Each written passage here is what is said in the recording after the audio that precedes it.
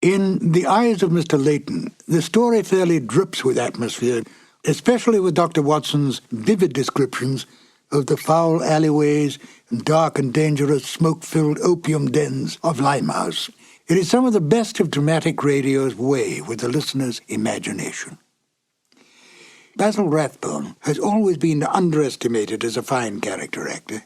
Although he was more than happy to be a leading man in films and on the stage, it is such disguised characters as those he portrays in The Eyes of Mr. Leyton that gave people a chance to see his true range as an actor.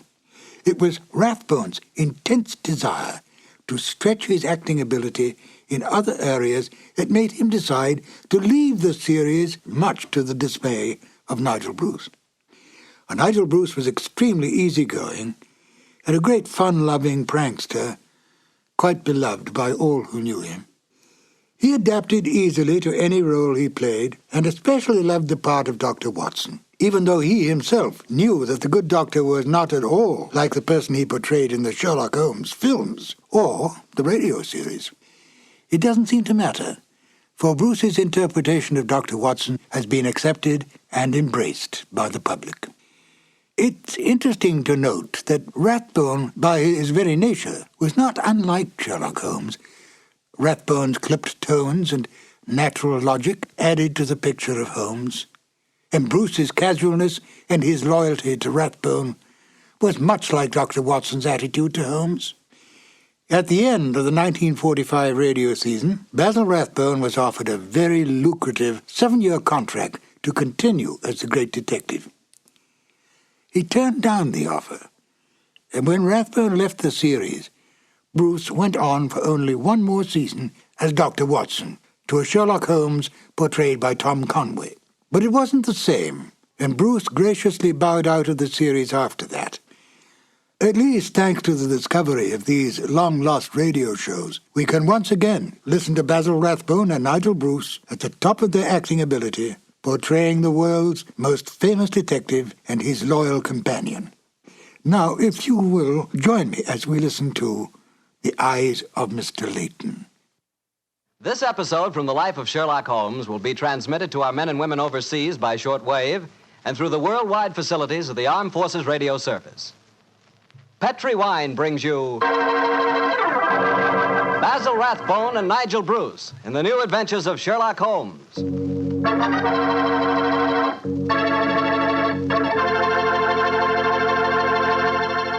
The Petri family, the family that took time to bring you good wine, invites you to listen to Dr. Watson tell us another exciting story about his good friend, that master detective, Sherlock Holmes.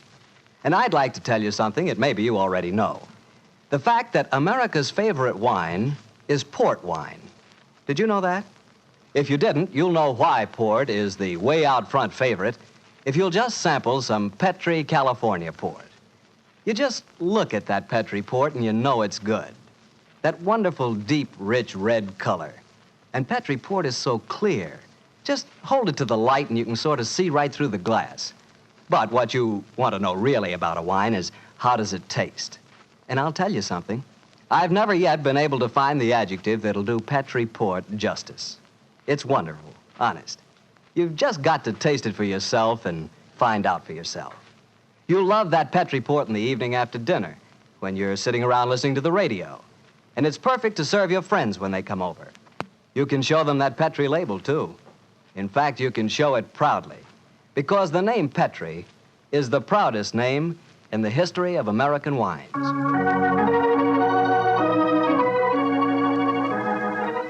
And now for our weekly doctor's visit. Let's see. No, Mr. Bartell, don't say let's see if he's expecting us. You know I always expect you at this time on Monday evenings, my boy. So draw up your usual chair and settle down. Thanks, Doctor. That's it. All alone this evening, Doctor? Where are the puppies? Out on the patio. They had a most unfortunate encounter with a dead seal on the beach this afternoon. In consequence, they're a little malodorous, shall we say. In that case, Doctor, perhaps we'd better change the subject. So, suppose I ask you about tonight's new Sherlock Holmes adventure. Well, my boy, as I told you last week, the story took place in the foul alleyways of Limehouse. It was there on a foggy December evening in 1890 that my story began. An old friend and patient of mine, Isa Whitney, had disappeared, and his distraught wife had come to me for help. Knowing the man to be the victim of the shocking habit of taking opium, I suspected that I might find him in one of the vile dens inhabited by the dregs of the waterfront.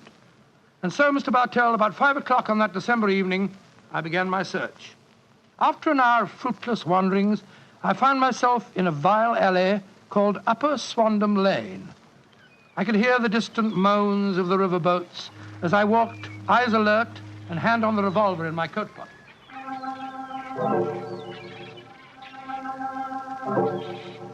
Suddenly, I saw a steep flight of steps leading down to a black gap, like the mouth of a cave. I walked down them.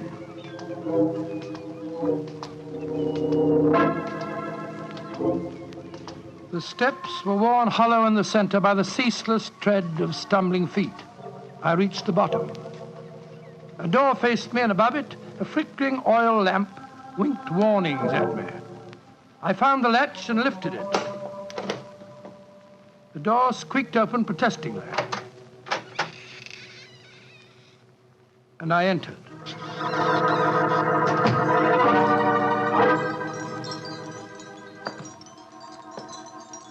There was a tinkle of Chinese wind bells as I walked towards a long, low room. A strange sight met my eyes. Through the gloom, thick and heavy with the brown opium smoke, I saw that the room was terraced with wooden berths, like the forecastle of an emigrant ship. Out of the shadows, there glimmered little red circles of light, now bright, now faint, as the burning poison waxed or waned in the metal pipes. Bodies lay in strange, fantastic poses. Bowed shoulders, bent knees, heads thrown back. The attendant came up to me with a pipe and beckoned me to an empty berth. I haven't come here to smoke your filthy drug. I'm looking for a friend, Mr. Isa Whitney. No, Mr. Whitney here. Oh, I'm going to search the place. You must not disturb the I'm priest. carrying a revolver, so you'd better not argue with me, my good man. Out of the way. I searched that filthy den, but found no trace of my missing friend. As I was leaving in despair, a long shaking hand reached out and plucked at my sleeve. I turned, and there sprawled in a berth was the wreckage of a man, his gaunt face yellow and twitching, his clothes filthy and ragged, and the pupil of his eyes like pinpoints. He spoke to me in a thin, quavering voice. Mister, Reverend Saint, get me out of here. Now, look here, my man. Don't say you won't help me, Governor. Ain't you got an heart? Please help me, Governor. Take me out of here. Strike me pink, I'm going balmy, I tell you. Oh, what must you expect if you indulge in this filthy habit? Take me out of here, Governor. I'll go straight this time. Cross me out, I will. Oh, very well. Come along with me. I suppose it's my duty to help you. Ah, bless you, Governor. Here you are. Here, now, give me your arm. You cannot take him away. He owe me money. That's a bleeding lie.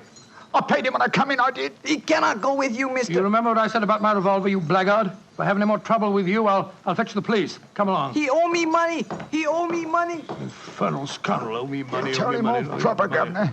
And off you didn't.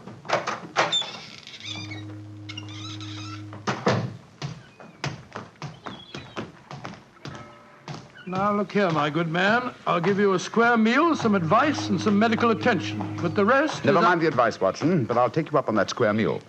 Holmes. Yes, I'm very glad to see you, old fellow. What brought you to that filthy den of iniquity? Oh, gracious me, I went to find a friend. And I, an enemy. Your disguise is wonderful. It completely fooled me. But I'm afraid the proprietor was beginning to penetrate it. That's why I staged the little rescue scene. Had I been recognized, my life wouldn't have been worth an hour's purchase. How long had you been there? Why were you there? Come on, Holmes. Tell me all about it. With pleasure, old chap. But first, let's find a chop house. I want that square meal you promised me.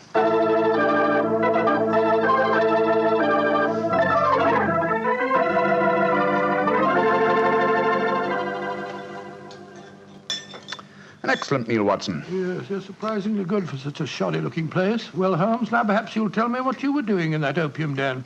I've already told you my story. I'm shadowing a most unusual criminal. A man who haunts the opium dens. Yet I know that he himself is not an addict. Oh, I don't see anything very criminal about that. He might be looking for a thrill, or perhaps he's one of those writer fellows or something. But this man pretends to be an addict. I watched him closely. He fakes his smoking, and grease paint has enabled him to simulate the characteristic pallor of a drug victim. He even affects the typical mannerism of nose scratching, but it's his eyes that give him away. The pupils are wide open, I suppose. Exactly, old fellow. Whereas, if he were really addicted to the drug, they would, as you know, be contracted. I myself always treat my eyes with a special kind of drop on the occasion when, I have to enter these dens. Why does a man haunt an opium den in order not to smoke? That, my dear Watson, is the problem that I intend to solve. Well, perhaps the fellow's a policeman or a private detective like yourself, Holmes. I've already checked on those possibilities. No, Watson, I believe there is only one answer. I believe the man is planning a murder. A murder? It's a tempting setting for a murder. Your victim is an addict, drugged and helpless. Your witnesses are in an equal state of befuddlement. The proprietor is anxious to cover up the crime because of the police. But you... Yes, Holmes. Now, the question is, who is the intended victim? That, my dear Watson, is why I've been shadowing this man. Unfortunately, he was not present in the den we just left, but I intend to continue my search. Holmes, can I help you? My wife's away, you know. You know, it's a long time since we were on a case together. I should be delighted, my dear chap. I've missed you sadly during the past few months. And are you, Holmes? What's the next move? Back to Baker Street, old fellow. My disguise is wearing thin, and I must contrive a new one.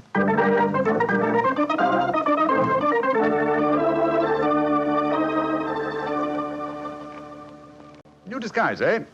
Well, which one shall it be, Watson? Well, how about the old flour cellar? I love that one. Well, it's pretty fresh, Yes, Varley. that's well- Oh, no, my dear fellow, no. Hardly appropriate for an opium den. In any case, the clothes are so wretchedly uncomfortable. Well, how about the music hall singer? Oh, that chap, yes. Oh, I don't want to be beside the seaside. Oh, I don't want to be beside the sea. I don't want to stroll along the prom, where the brass band plays tiddly-um. Oh, confound it. Who can that be? You weren't expecting anyone, were you? No. This is just like the old days. The doorbell ringing, Mrs. Hudson toddling off and bringing up some poor devil in trouble and... You say that rather wistfully, old fellow. Don't tell me that you repent of marriage. No, of course not, Holmes. Mary's a perfect darling, and I couldn't be happier. Just the same, it is rather fun to be back here again. Come in. Yes, Mrs. Hudson? It's a gentleman, sir. He gave me this card. Says he's very anxious to see you. Wayne J. Leyton, President, Leyton Corporation, Chicago, United States. Ask him to come up, will you, Mrs. Hudson? Aye, sir. Well, it's quite the cold times to see you back here, Dr. Watson. That's just what I was saying myself, Mrs. Hudson. Mr. Leyton has scribbled a message on the back of this card. If £1,000 for a week's work interests you, you'll see me. £1,000? Big fish, Watson. Very big fish. This way, sir. Thank you. Oh. How do you do, Mr. Leyton? I guess you're Sherlock Holmes. You guessed correctly, sir. Excuse me. Oh, Mrs. Hudson, just a moment, Mrs. Hudson. Aye, Mr. Holmes. Sit down, won't you, Slayton? My name's Watson, Dr. Watson. I'm Sherlock Holmes' colleague. Yes, I've heard about you, too. Like a cigar, Doctor? It's a good one. Set me back 3 shillings. Oh, 3 shillings. Oh, thank you. That's very nice, sir. Just put one. Oh, I 3 see. shillings. Introduce yourself. Splendid. And now, Mr. Leyton, may I ask what brings you here? I'll talk fast and to the point. I'm a businessman. I like to do things in a business way. I have a chance to control the guano deposits of the Republic of San Pedro. Their minister will be in London tomorrow, and if it weren't for one thing, I know that I could swing the deal and get the concession. And what is that one thing, Mr. Leyton? The deal is secret, see? I thought no one knew about it, but when I got here, I found out that my biggest business rival has gotten wind of what's going on. He's an Englishman.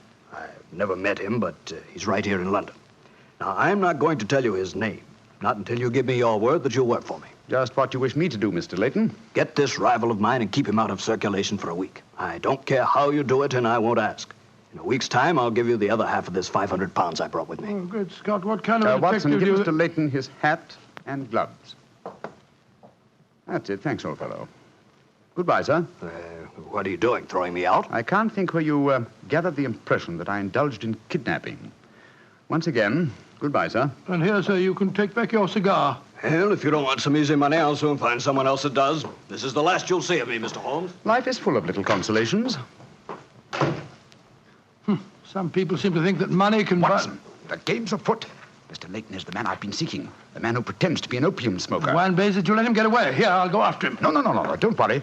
I've already arranged for that. Oh, how? When I left the room just now to talk to Mrs. Hudson, I was intending to tell her to summon some of my band of street urchins. You know, the Baker Street irregulars. when she informed me that half a dozen of them were in the kitchen at this very moment, partaking of one of her incomparable steak and kidney pies. The rest should be obvious. You left instructions for one of them to shadow Mr. Leyton when he left here. Elementary, my dear Watson. Oh, don't tell me that Leyton back again. No, I think not. I should say that at the moment he's just about to walk out of the front door. No, I think we shall have another visitor. And judging by the commotion, the incoming and the outgoing visitors know each other and are not on the best of terms. Well, it sounds to me as if they're having a fight. Here comes Mrs. Hudson to tell us about it. Come in, come in. Oh, Mr. Holmes, you've got another visitor. So I gathered. Mrs. Hudson, you gave my instructions to one of the boys? I did that, sir. Young Wiggins was going to follow the gentleman. Mrs. Hudson, what was all that commotion about downstairs just now? Oh, it was the two gentlemen shouting at each other. Him that was leaving and the one that was waiting on the doorstep. And who is our new visitor, Mrs. Hudson? Here's his card, sir. Oh, thank you.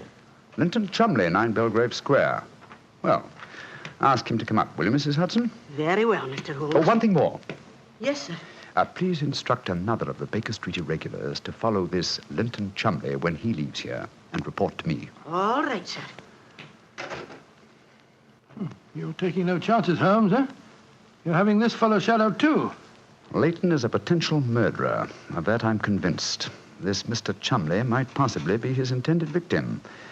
While we're talking to him, Watson, old fellow, I want you to be sure to look at the condition of his eyes. Yeah, I certainly will. Come in. Oh, good evening, Mr. Chumley. Are you Mr. Sherlock Holmes? I am. This is my colleague, Dr. Watson. How do you do, sir? That was Wayne Leyton that was just left here, wasn't it? Won't you sit down, sir? Thank you. I don't want to sit down. All right, you needn't answer my question, but I know it was Leyton. I've never met him, but I've seen his picture in the newspapers. Oh, very well, then, sir. It was Wayne Leyton. I know why he came to you. He's trying to have me put out of the way while he closes that deal on the San Pedro and Guana concession. Now, look here, Holmes. You've got to be on my side. Whatever fee he offered you to dispose of me, I'll double it if you'll take care of him for a few days. Oh, dear me, this is becoming monotonous. Watson? The hat and gloves? Thank you, old chap. That's right. Good night, Mr. Chumley. Look here, Holmes. I'll treble his fee. I'll quadruple it. My dear Mr. Chumley, I have accepted no fee from Mr. Leyton. I don't propose to accept one from you. Your hat and gloves, sir? That man is out to kill me, Holmes. Well, if you won't help me, I'll go to the police. That's an excellent idea, Mr. Chumley. Again, good night. Did you notice his eyes, Watson? Yes, the pupils were contracted. He's obviously an opium addict. And also a potential corpse. What do we do now? Wait for the irregulars to report? No, you'll return home for your medical bag. I have a feeling that you'll need it before the night is out. Then come back here. If I've gone before you return, I'll send one of the irregulars to bring you to wherever I may be. Wait until you receive a message from me. On your way, old chap. There's work ahead of us.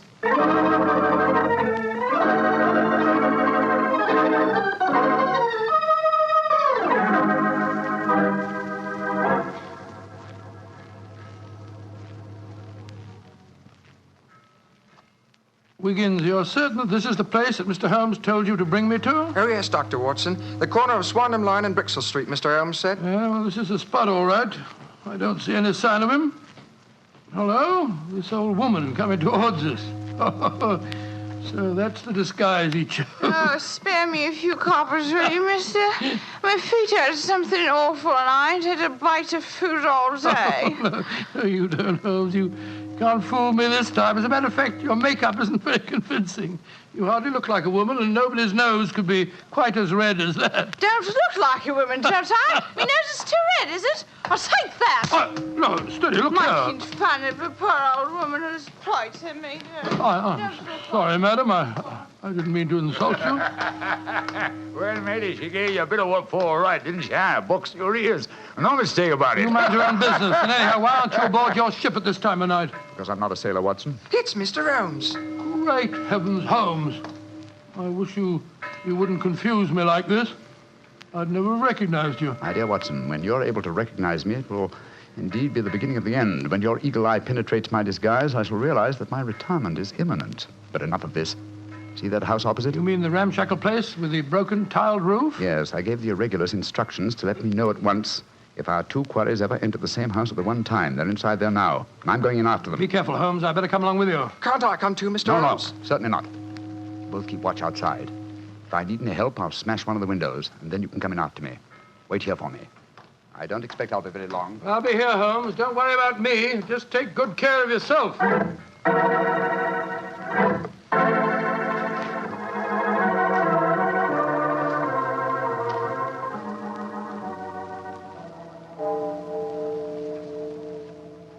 It's 1 o'clock, Doctor. Yes, I know, Wiggins.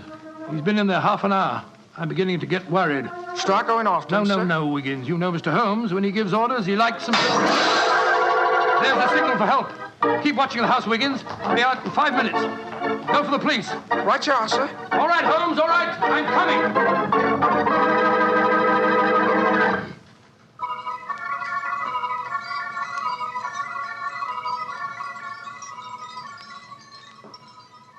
You have searched my house from basement to attic. Why do you not give up?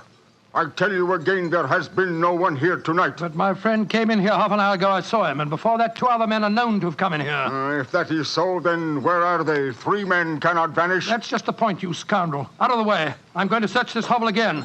I'm not leaving here until I find Mr. Sherlock Holmes.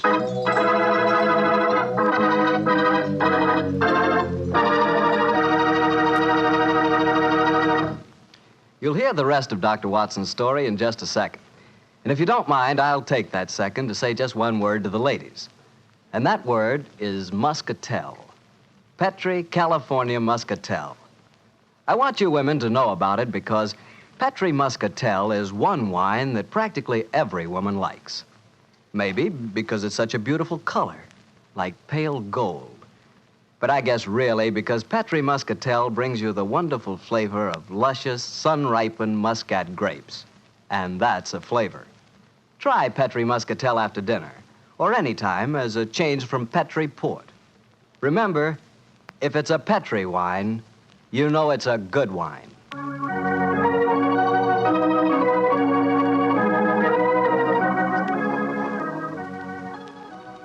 And now back to Dr. Watson and tonight's story, The Eyes of Mr. Leyton. Well, what happened next, Doctor? When you searched the house for the second time, did you find any trace of Sherlock Holmes or the 2 rival businessmen? No, Mr. Bartell, I'm afraid I didn't. What did you do? I told Wiggins to report the matter to the nearest police station and then rattle back to Baker Street in a hansom cab as fast as I could. When I arrived at the old familiar doorstep, I wrenched at the bell in a frenzy of anxiety. Finally, the door opened, and there stood Mrs. Hudson. Dr. Watson, what is it, sir? Why, you're as white as a ghost. Mr. Holmes, is he here? Aye, sir, came in half an hour ago. He was dressed as a sailor and was half carrying some drunken friend of his. Oh, thank heavens he's safe. I'll go up. All right, sir.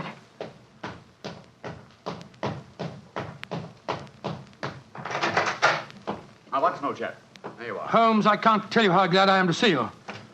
Who's that lying on the sofa? Well, up with your bag, Watson. Though I'm afraid the poor devil's done for. Great Scott, it's Wayne Leyton, the American fella. With a knife wound between his ribs. See what you can do for him, will you? Right. This is extraordinary, Holmes. You said that Leyton was a potential murderer, and now he's a victim himself. The biter bit, eh, old chap? Yes, he's still breathing, but he hasn't a chance. I'll try him with an injection of strychnine. Holmes, how did you get his body out of the house? I searched the place from top to bottom. I found no trace of any of you. When I went in, I found the stabbing had already taken place. The proprietor then bribed me, or rather the broken-down sailor he took me for, to smuggle the body out through the secret stairway leading to the wharves at the back of the house. Well, there's no trace of Chumley there? No, he must have left before me by the same exit. And then you smashed the window and bolted? Yes, I knew that I could count on you to hold the fort while I was getting the body away. Just tried to say something, Watson. Yes, the injection's beginning to take effect. Yes, Mr. Leyton? What are you trying to say? Tell us, who stabbed you, sir? Shh. Lips are moving.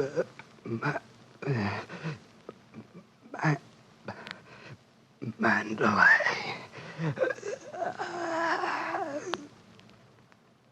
He's dead, Holmes. Yes, but he gave us the clue to the murderer's identity. How? And the word he mumbled just before he died. Sounded to me as if he said Mandalay. Precisely, old fellow. Never did a corpse give us a clearer instruction as to our next and final move. And that is? Back to Limehouse, Watson. Back to Limehouse.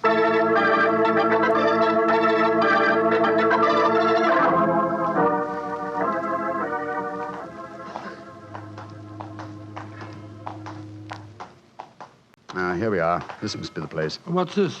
Another opium den? Yes, I knew that since Chumley refrained from smoking earlier on in the night, in order to keep his faculties alert for murder, that an enormous reaction would set in. He'd have to find a den at once, and beyond question a different one from that in which the murder was committed. But how do you know that he's inside here? Well, just before you returned to Baker Street tonight, I had a message from one of my irregulars. He tracked him here after he escaped from the scene of the stabbing. That was a couple of hours ago. He might have slipped away again. No, Watson, tonight he came to drown his senses with a wretched drug. He'll be here. Come on.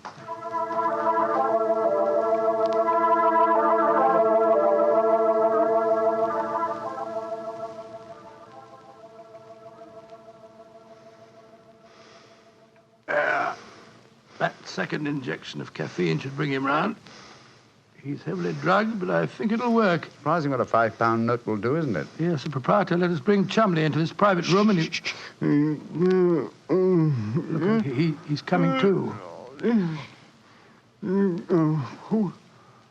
Who are you? What do you want? You remember me, sir? I'm Sherlock Holmes. Oh, yes, I remember you. You're in serious trouble, Mr. Chumley. Very serious trouble. Trouble? What trouble? Wayne Leyton didn't die. Oh. He's badly wounded, but he's going to live. He's at Baker Street now. He wants to go to the police and give evidence. You've got to get me out of this, Holmes. I'll pay you anything. 10,000, 20,000. Why did you stab Leyton? He was in my way. I wanted the San Pedro concession. I meant to kill him, but we can fix it up now, can't we, Holmes? We can fix it up now. Yes, we can fix it beautifully, sir. As neat a murder confession as ever I listened to, Holmes. Exactly. Come along, Mr. Chumley. I think some night air will be good for you. We'll take you for a nice drive to Scotland Yard.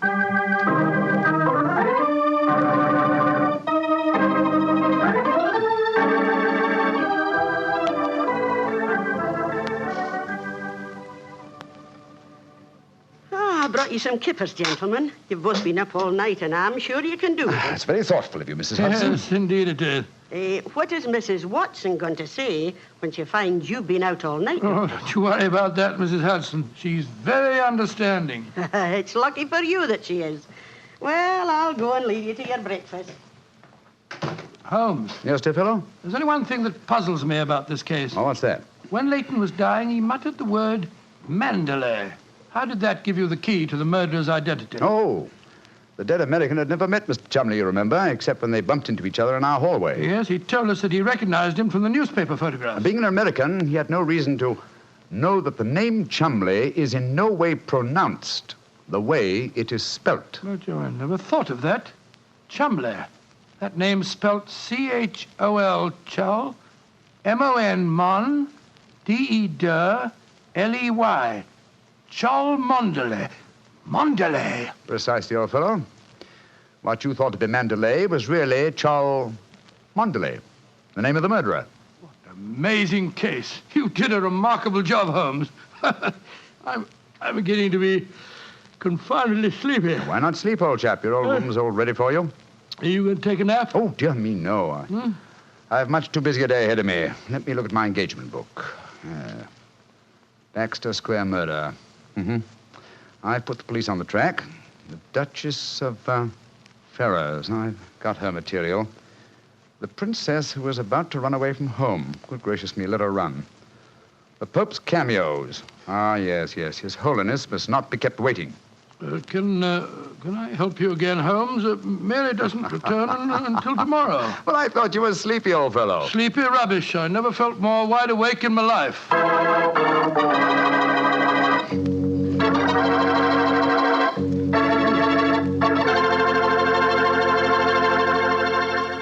That was a swell story, Doctor. I'm glad you enjoyed it. And it was really funny when you mistook that old lady for Holmes and she slapped your face. It wasn't very funny at all. Sure it was. Come on, admit it, Doctor. Well, she did look like Holmes in disguise, you know, and you would have made the same mistake that I did. Okay. Her nose was ridiculously red, and she did look like a man. Look, Doctor, forget I ever said anything. I won't say another word. I'll keep my mouth closed forever. Oh, come on, I wouldn't do that. Mr. Bartell? Mr. Bartell? Won't you even open your mouth to finish your wine? Your Petri wine? Okay, you win. You know I'll open my mouth for Petri wine anytime. That Petri wine is always good wine. And for good reason, too. The Petri family has always owned and operated the Petri business. They've been making fine wines for 3 generations, since way back in the 1800s. That adds up to a lot of experience. Experience handed on down from father to son, from father to son.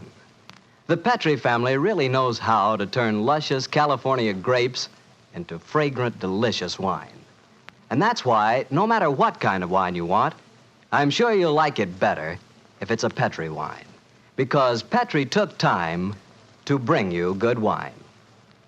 And now, Dr. Watson, what story are you going to tell us next week? Well, now, next week, Mr. Bartell, I'm going to tell you a most unusual adventure that Holmes and I had in the heart of the English countryside. It concerns a corpse, a missing revolver, and a beautiful girl who was frightened of her own shadow.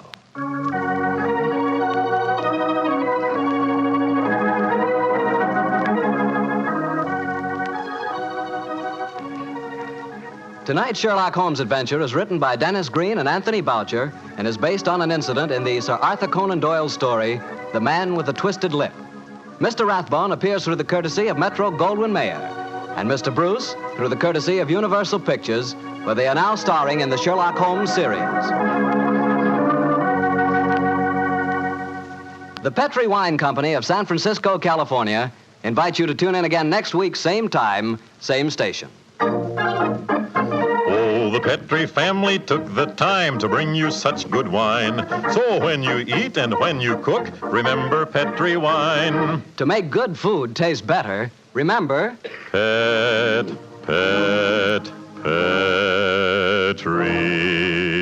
wine. This is Harry Bartell saying good night for the Petri family. Sherlock Holmes comes to you from our Hollywood studios. This is the Mutual Broadcasting System.